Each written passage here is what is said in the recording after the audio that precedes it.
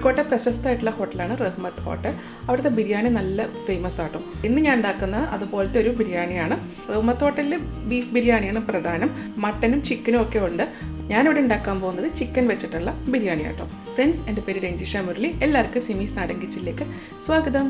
ഞാൻ ഈ കാണിക്കുന്നത് 2 പേർക്കുള്ള ക്വാണ്ടിറ്റിയാണ്. അതിനായിട്ട് ബിരിയാണി റൈസ് എടുത്തിട്ടുണ്ട് 1.5 കപ്പ്. ഈ അരി നന്നായിട്ട് കഴുകിയതിന് ശേഷം വെള്ളമൊക്കെ കളഞ്ഞിട്ട് വെച്ചിരിക്കുകയാണ്. ഇങ്ങനത്തെ ബിരിയാണി ഉണ്ടാക്കുമ്പോൾ ഇതുപോലെ കുഞ്ഞി റൈസാണ് എടുക്കുന്നത്.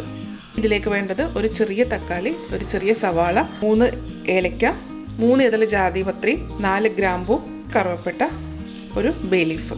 സവാളയും തക്കാളിയും എടുക്കുമ്പോൾ വളരെ ചെറുത് മതി കേട്ടോ. ഈ ഒരു വലിപ്പമേ ഉള്ളൂ. ബിരിയാണി ഉണ്ടാക്കുമ്പോഴത്തേക്ക് നമ്മൾ ആദ്യമേ തന്നെ റൈസ് വേവിച്ച് വെക്കുക. റൈസ് വേവിച്ചതിന് ശേഷം നമുക്ക് ചിക്കൻ ഉണ്ടാക്കാം.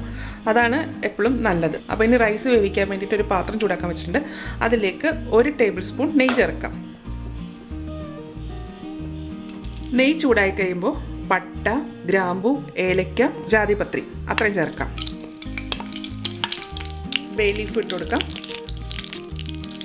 ഇത് ചൂടായി കഴിയുമ്പോൾ ഇതിലേക്ക് സവാള ഇട്ട് കൊടുക്കാം. സവാള ചെറുതായിട്ട് മൂത്തിട്ടുണ്ട്. ഇതിലേക്ക് അരി ഇട്ട് കൊടുക്കാം. ഈ അരി കുതിർത്ത് വെച്ചതൊന്നുമല്ല കേട്ടോ. അരി ഈ നെയ്യിൽ കിടന്നിട്ട് ഒന്ന് റോസ്റ്റ് ആകണം. അപ്പോഴാണ് ഈ ബിരിയാണിക്ക് ഒരു നല്ല ടേസ്റ്റ് വരുന്നത്. ഈ അരി വേവിക്കുന്നത് ഞാൻ എപ്പോഴും വേവിക്കുന്ന പോലെ തന്നെയാണ് കേട്ടോ. ഇപ്പോൾ 1 ഗ്ലാസ് അരിക്ക് 2 ഗ്ലാസ് വെള്ളം വെച്ചിട്ട് തന്നെയാണ് ചെയ്യുന്നത്. അതുപോലെ ഞാൻ ബിരിയാണി ഉണ്ടാക്കുമ്പോൾ റൈസ് കുതിർത്ത് വെക്കാറില്ല. കഴുകി അപ്പം തന്നെ അത് യൂസ് ചെയ്യണം. അരി ഇങ്ങനെ പൊട്ടുന്ന പോലെ ഒരു സൗണ്ട് കേൾക്കും. അന്നേരം നമുക്ക് വെള്ളം ഒഴിക്കാം. ഈ ബിരിയാണി മാത്രമല്ല, എല്ലാ ബിരിയാണി ഇങ്ങനെ തന്നെയാണ്. റൈസ് ഒന്ന് വറുത്തതിന് ശേഷം വെള്ളം ഒഴിക്കുകയാണെന്നുണ്ടെങ്കിൽ നല്ലൊരു ടേസ്റ്റ് ആയിരിക്കും ഇതിന്. അരി ഒന്ന് മൂത്തിട്ടുണ്ട്. ഒരു പൊരിയുന്ന പോലെ സൗണ്ട് കേൾക്കാം കേട്ടോ. അപ്പോൾ അതിലേക്ക് 3 ഗ്ലാസ് വെള്ളം ഒഴിച്ചെടുക്കാം. ഏത് ഗ്ലാസ്സിലാണ് അരി എടുത്തത് ആ ഗ്ലാസ്സിൽ തന്നെ വേണം വെള്ളം എടുക്കാനായിട്ട്. എന്നാൽ മാത്രമേ ഒഴിക്കുന്ന വെള്ളത്തിൻ്റെ അളവ് കറക്റ്റ് ആവുള്ളൂ. ഇനി ഈ വെള്ളത്തിലേക്ക് ഒരു പകുതി ചെറുനാരങ്ങ പിഴിഞ്ഞൊഴിക്കാം. ഇത് അരി തമ്മിൽ ഒട്ടിപ്പിടിക്കാതിരിക്കാൻ വേണ്ടിയിട്ടാണ്. റൈസിന് ആവശ്യമുള്ള ഉപ്പ്, തക്കാളി ഇതുപോലെ ഇങ്ങനെ സ്ലൈസ് ചെയ്തതാണ്, അതും ഇതിൻ്റെ അകത്തേക്ക് ഇട്ട് കൊടുക്കാം. ഇനി ഇതെല്ലാം കൂടെ ഒന്ന് മിക്സ് ചെയ്യാം. അപ്പോൾ നമ്മൾ ഒഴിച്ചിരിക്കുന്ന വെള്ളം നന്നായിട്ട് തിളച്ചിട്ടുണ്ട്. തിളച്ചതിന് ശേഷം സ്റ്റൗവിൻ്റെ ഫ്ലെയിം നന്നായിട്ട് കുറച്ചതിന് ശേഷം ഇത് അടച്ചു വെച്ചിട്ട് നമുക്ക് ഏറ്റവും ചെറിയ ഫ്ലെയിമുള്ള ഒരു ബർണറിലേക്ക് മാറ്റി വെക്കാം. എന്നിട്ട് ഇതിലെ വെള്ളം ഒന്ന് നന്നായിട്ട് വറ്റി വരണം. ഇത് കുറച്ച് സമയം ആയിട്ടുണ്ട്. എന്തായി നോക്കാം. ഇതിലെ വെള്ളമൊക്കെ വറ്റിയിട്ടുണ്ട്. ഇനി സ്റ്റൗ ഓഫ് ചെയ്യാം. ഓഫ് ചെയ്തതിന് ശേഷം അതുപോലെ തന്നെ അടച്ചു വെക്കാം.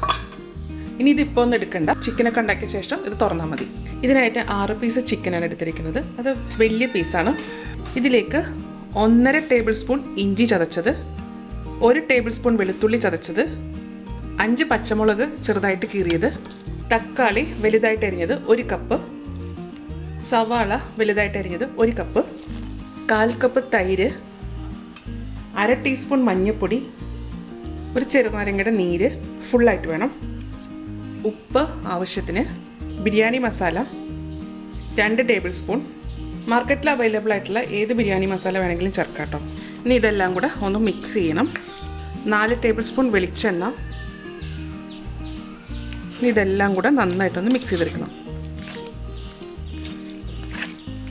3 ഏലക്ക, 4 ഗ്രാമ്പൂ, ഒരു ചെറിയ കഷ്ണം കറുവപ്പട്ട. ഞാനിത് സ്റ്റൗവിലേക്ക് മാറ്റിയിട്ടുണ്ട്. അപ്പോൾ അതിന് മാറ്റിയ ശേഷം ഇതിൽ ആ വെള്ളമൊക്കെ ഒന്ന് ഇറങ്ങി തിളച്ചു തുടങ്ങി. തിളച്ചതിന് ശേഷം ഇത് അടച്ചു വെക്കാം. അടച്ചതിന് ശേഷം ഇത് സ്റ്റൗവിൻ്റെ ഫ്ലെയിം മീഡിയം ഹീറ്റിലേക്ക് മാറ്റാം. മീഡിയം ഹീറ്റിലിട്ടിട്ട് ഈ ചിക്കനെ ഒന്ന് വേവിച്ചെടുക്കണം. വേവിച്ചെടുക്കുന്ന സമയത്ത് ഇടയ്ക്കിടയ്ക്ക് ഒന്ന് ഇത് ഇളക്കി കൊടുക്കണം. ഞാനിത് ഗാർണിഷ് ചെയ്യാൻ വേണ്ടിയിട്ട് കുറച്ച് സവാള എണ്ണയിൽ വറുത്ത് കോരിയിട്ടുണ്ട്. ഇത് ഓരോരുത്തരുടെ ഇഷ്ടം അനുസരിച്ചിട്ട് എത്ര വേണമെങ്കിലും ഇടാം കേട്ടോ. നമ്മൾ ഗാർണിഷ് ചെയ്യാൻ വേണ്ടിയിട്ടാണല്ലോ, അതിന് പ്രത്യേകിച്ച് അളവൊന്നുമില്ല. അപ്പോൾ അതിൻ്റെ കൂട്ടത്തിൽ കശുവണ്ടിയും മുന്തിരിയും കൂടെ ഞാൻ വറുത്തിട്ടുണ്ട്. അപ്പോൾ വെളിച്ചെണ്ണയിലാണ് ഇത് വറുത്തേക്കുന്നത്. ഇതിലേക്ക് കുറച്ച് മല്ലിയില ചെറുതായിട്ട് അരിഞ്ഞത്, പുതിനയില ചെറുതായിട്ട് അരിഞ്ഞത്, 1/2 ടേബിൾ സ്പൂൺ ബിരിയാണി മസാല, ഇതെല്ലാം കൂടെ ചേർത്തിട്ട് ഇത് നന്നായിട്ടൊന്ന് മിക്സ് ചെയ്ത് വെക്കാം. ഇത് നമുക്ക് കൈ കൊണ്ട് തന്നെ മിക്സ് ചെയ്യാം. ഇത് മാറ്റി വെക്കാം. ഇച്ചിരി സമയം ആയിട്ടുണ്ട്. എന്തായി നോക്കാം. ചിക്കൻ്റെ അകത്ത് വെള്ളമൊക്കെ ഒന്ന് വറ്റിയിട്ടുണ്ട്.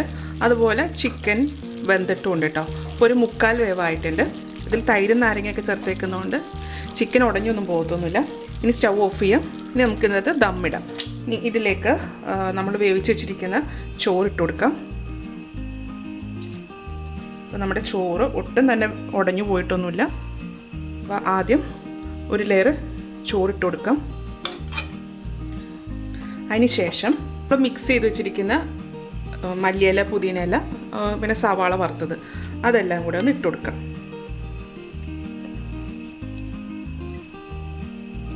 ഇതിൻ്റെ മുകളിലേക്ക് അടുത്ത ലെയർ ചോറും കൂടി ഇട്ട് കൊടുക്കാം. അപ്പോൾ ഞാൻ 2 ലെയർ മാത്രമേ മറ്റേ മല്ലിയിലേക്ക് ഇടുന്നുള്ളൂ കേട്ടോ. അപ്പോൾ ഇത് ലാസ്റ്റത്തെ അത് ഫുള്ളായിട്ട് അങ്ങ് ഇടുക. ദമ്മിടുമ്പോൾ ഇതുപോലെ നന്നായിട്ടൊന്ന് പ്രസ് ചെയ്ത് കൊടുക്കാം. ഇതിൻ്റെ മുകളിലേക്ക് 1/2 ടീസ്പൂൺ റോസ് വാട്ടർ ഒഴിച്ച് കൊടുക്കാം. പിന്നെ പൈനാപ്പിൾ എസൻസ് ഉണ്ടെന്നുണ്ടെങ്കിൽ ഒരു തുള്ളി പൈനാപ്പിൾ എസൻസ് ചേർക്കാം. അതല്ലാന്നുണ്ടെങ്കിൽ പൈനാപ്പിൾ കട്ട് ചെയ്ത് ചേർത്താലും മതി. ഇനി ഇതിൻ്റെ മുകളിലേക്ക് ബാക്കിയും കൂടെ നമുക്ക് മല്ലിയിലയും പുതിനയിലയും കൂടി ഇട്ട് കൊടുക്കാം.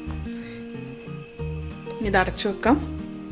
ഒരു തവ ചൂടാക്കാൻ വെക്കാം. ഈ തവ നന്നായിട്ട് ചൂടാകണം. തവ നന്നായിട്ട് ചൂടായിട്ടുണ്ട്. ഇതിൻ്റെ മുകളിലേക്ക് നമ്മൾ ബിരിയാണി ദമ്മാക്കി വെച്ചിരിക്കുന്നത് വെച്ച് കൊടുക്കാം. തവ നന്നായി ചൂടായതിന് ശേഷം സ്റ്റൗവിൻ്റെ ഫ്ലെയിം ലോ ആക്കി വെക്കാം. ഇത് നല്ല ടൈറ്റായിട്ടുള്ള മൂടിയാണ്. അപ്പോൾ ഞാനിത് ഇതിൻ്റെ മുകളിൽ വെയിറ്റ് ഒന്നും വെക്കുന്നൊന്നുമില്ല. പക്ഷേ ഇതിനൊരു ഹോളുണ്ട്. ആ ഹോളൊന്ന് അടച്ചു കൊടുക്കണം. അതല്ലാന്നുണ്ടെങ്കിൽ ഇതിൻ്റെ ആവി പുറത്തേക്ക് പോകും.